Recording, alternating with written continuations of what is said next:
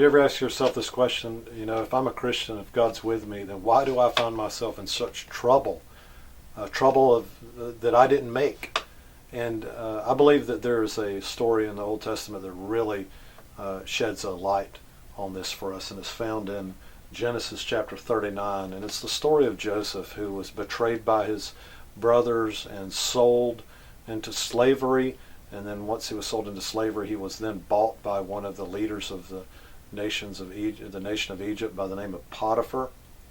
And I just want to read to you the first couple of verses in chapter 39. See if this sounds like you. Joseph had been taken down to Egypt, and Potiphar, an Egyptian officer of the Pharaoh, captain of the bodyguard, bought him from the Ishmaelites who had taken him there. And listen to verse 2. The Lord was with Joseph, so he became a successful man. Now I want you to understand something. This scripture clearly tells us that all the trouble that Joseph went through, the Lord was with him.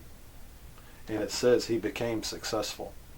Now I know this, I'm not going to get into all the success that Joseph found, but just to cut a long story short, Joseph became the prime minister of all of Egypt because God was with him and the Pharaoh recognized God's blessing on him.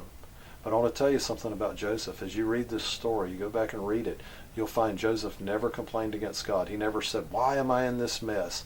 Instead, he just continued to honor God, and he continued to believe that God was with him. And that is a great example for us. No matter what we're going through, no matter what kind of trouble we find ourselves in, our job is to believe that God is with us and that God's going to take care of us.